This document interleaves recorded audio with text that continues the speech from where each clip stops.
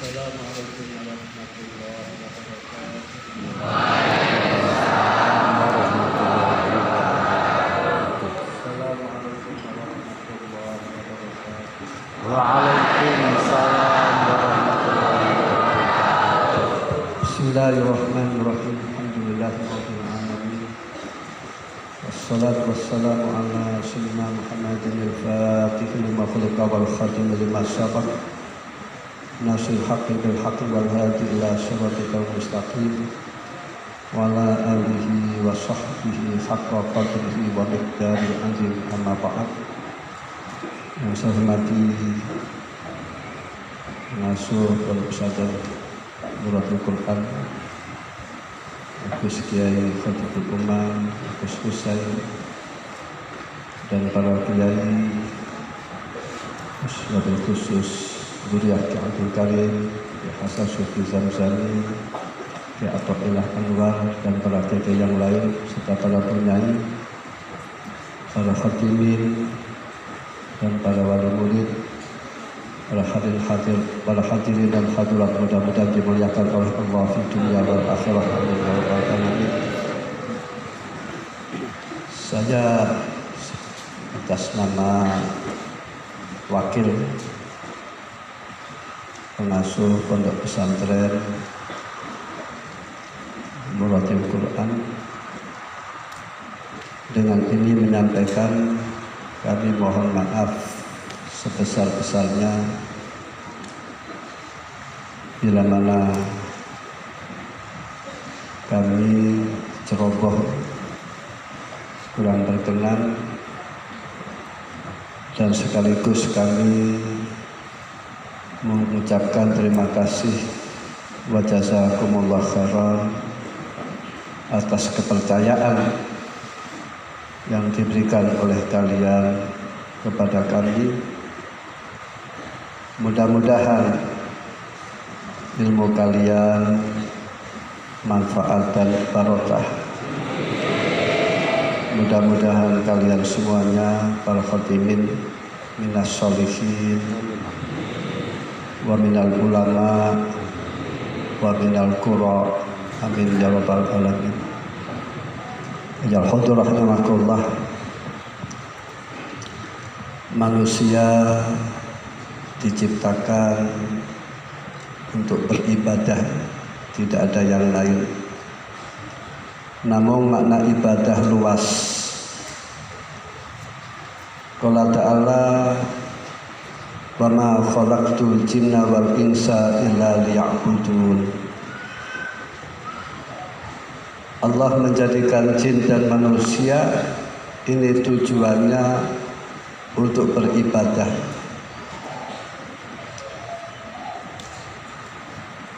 Dan ibadah itu membutuhkan tuntunan dan membutuhkan yang menuntun. Jadi Nabi diutus oleh Allah untuk membawa risalahnya. Itu risalah Allah.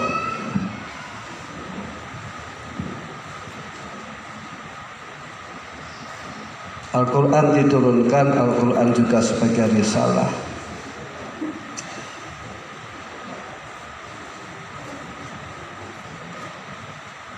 Yang mana Al-Quran itu akan bisa diserap, akan bisa dipahami, akan bisa bermanfaat bila mana yang menerima, yaitu orang-orang yang takwa kepada Allah Subhanahu wa taala. Alif Lam Mim, dzalikal kitabul la raiba fihi hudal lil muttaqin. Al-Quran itu petunjuk bagi orang-orang yang takwa, yang bisa mengambil manfaatnya Al-Quran, yang bisa mendapatkan hidayah Al-Quran atau petunjuk-petunjuk Al-Quran adalah orang yang takwa. Begitupun orang yang mendapatkan syafaat Al-Quran, ini adalah orang-orang yang takwa kepada Allah Subhanahu wa taala. Sebab orang-orang yang tidak takwa, orang-orang yang zalim ini tidak masuk di situ. Sebab orang zalim itu bukan orang yang takwa. Allah mengatakan la yanalu ahdi zalimin. Janji Allah tidak diperuntukkan bagi orang-orang yang zalim. Misalkan Allah, nanti ada orang yang berdoa Allah maghfirli wali walidayya wali jami'il muslimin, maka orang zalim dikecualikan.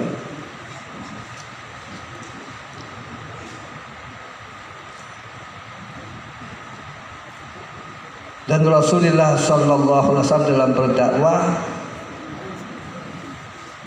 beliau mengajak raja-raja besar ya pada waktu itu.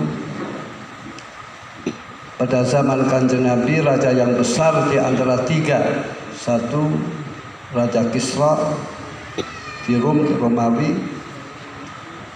Kedua ada Raja Kaisar di Iran atau Persia, ketika Raja Najasyi di Habasyi. Namun sebagian Raja Najasyi di zaman Kanjeng Nabi ini masuk Islam. Ketika sahabat itu awal hijrah, yang menampung Raja Najasyi, dan terjadilah dialog antara sahabat dan Raja Najasyi. Dialog tentang Nabi Isa, siapa Nabi Isa alaihissalam. Maka kata sahabat bahwasanya Nabi Isa adalah Abdullah wa Rasulullah. Lantas pendapat sahabat ini sesuai dengan pandangan Najasyi. Lantas Raja Najasyi ini masuk Islam. Berhubung Raja Najasyi ini tidak pernah bertemu dengan Rasulullah, maka tidak dikatakan sahabat. Pada zamannya, di zaman Kanjeng Nabi, begitu Las Al-Qarni ini menangi zamannya Kanjeng Nabi. Ketika Las Al-Qarni ini akan sowan kepada Kanjeng Nabi, ketika Kanjeng Nabi sallallahu alaihi wasallam tidak ada, karena Las Al-Qarni berbakti kepada ibunya, takut meninggalkan ibunya lama-lama. Terus Bas Al-Qarni rahimahullah pulang sehingga tidak bertemu dengan Kanjeng Nabi. Maka Bas Al-Qarni itu masuknya di tabi'in.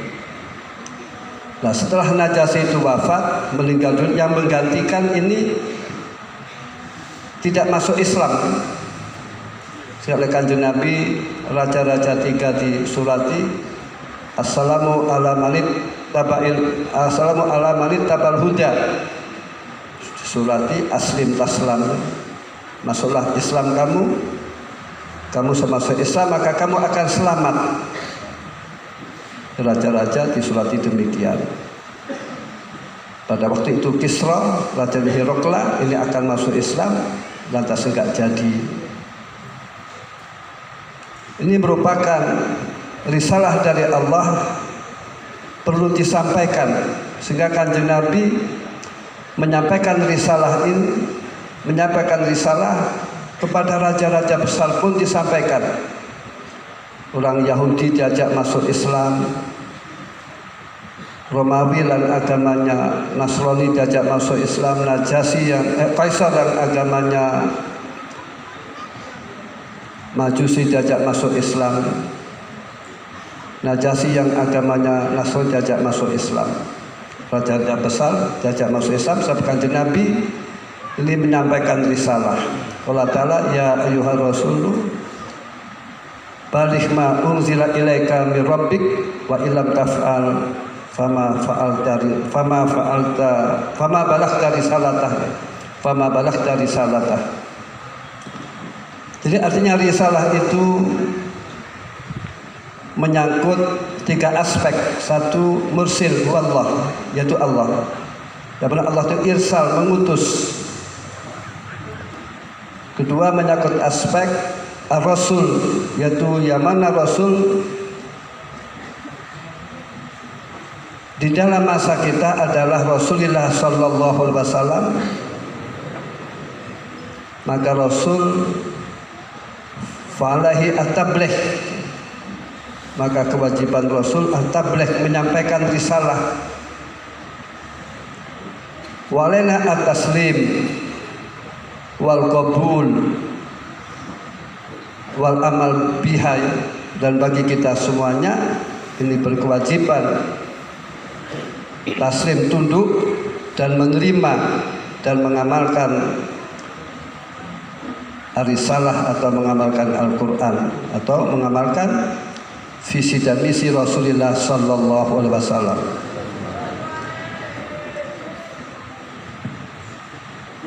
Dan kalian diberi oleh Allah bisa membaca Al-Quran, ini merupakan pilihan Allah.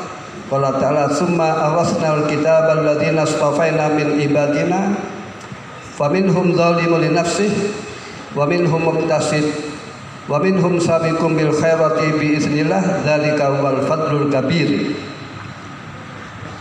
Orang yang diberi oleh Allah bisa membaca Al-Quran, ini merupakan hamba-hamba Allah yang dipilih oleh Allah. Dan orang-orang yang diberi oleh Allah Al-Quran bisa membaca Al-Quran, ini terbagi menjadi tiga. Satu, zalimun li nafsi. Zalimun li nafsi itu dia melakukan kemaksiatan, dia tidak mau tobat, itu zalimun li nafsi.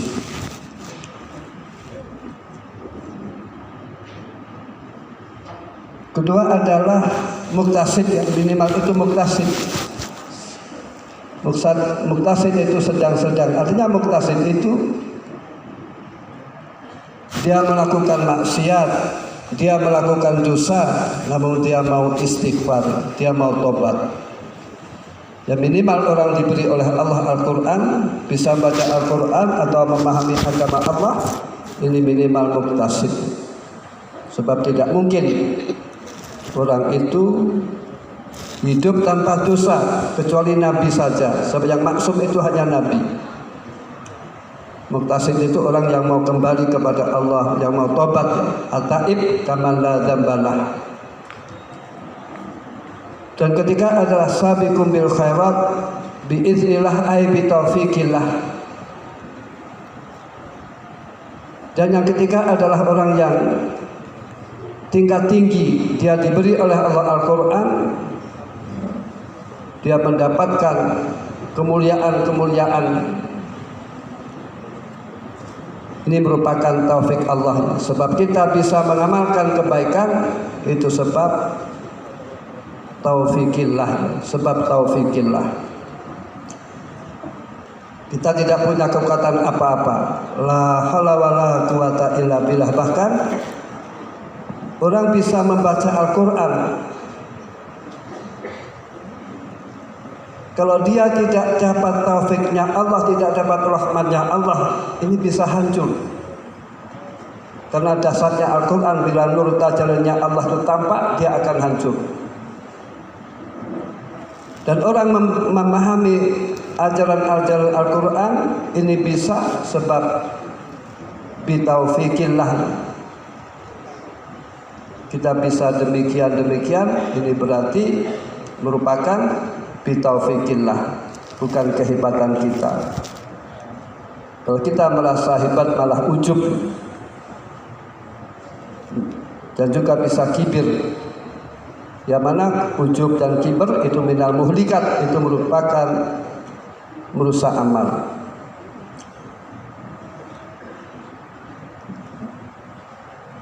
Jadi artinya kebaikan-kebaikan yang kalian dapat ini supaya disyukuri. Ini merupakan taufik dari Allah. Dan bersyukurnya ini merupakan untuk mengikat nikmat,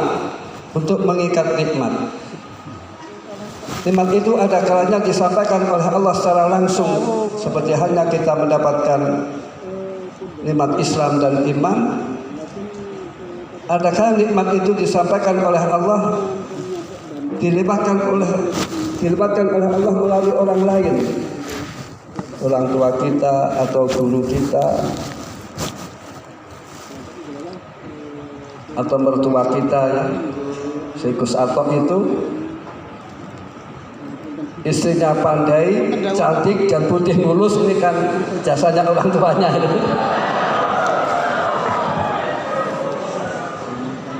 Makanya Gus Atok awet muda ya dan sehat.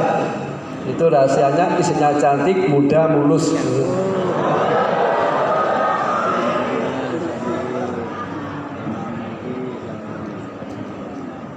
Nanti banyak sekali jasa-jasa mertuanya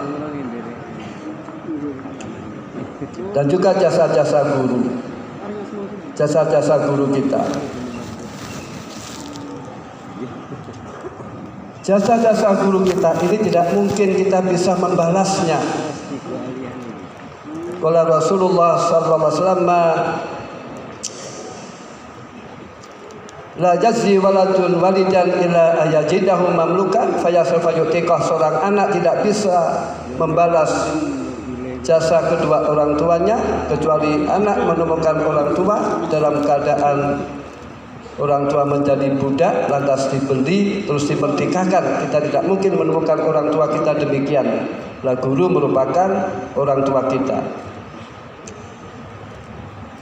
Coba nanti ada ulama mengatakan saraful walad bi sarafil walid. Mulianya anak itu juga berhubungan dengan mulianya guru, mulianya orang tua. Kalau orang tua itu mulia, anaknya mulia. Bisa juga nanti kalau gurunya mulia, ini muridnya juga mulia. Ini jasa-jasa guru kita tahu keburukan dijauhi, kita bisa terhindar dari neraka sebab jasa guru kita. Kita bisa masuk surga. Allahumma adkhilnal jannah mal abrar ya aziz ya ghafar bi rahmatika ya arhamar rahimin. Ini merupakan jasa guru kita. Dan ini mensyukurinya, kita mendoakan kepada orang yang berbuat baik kepada kita, baik itu orang tua atau guru kita dan lain-lain.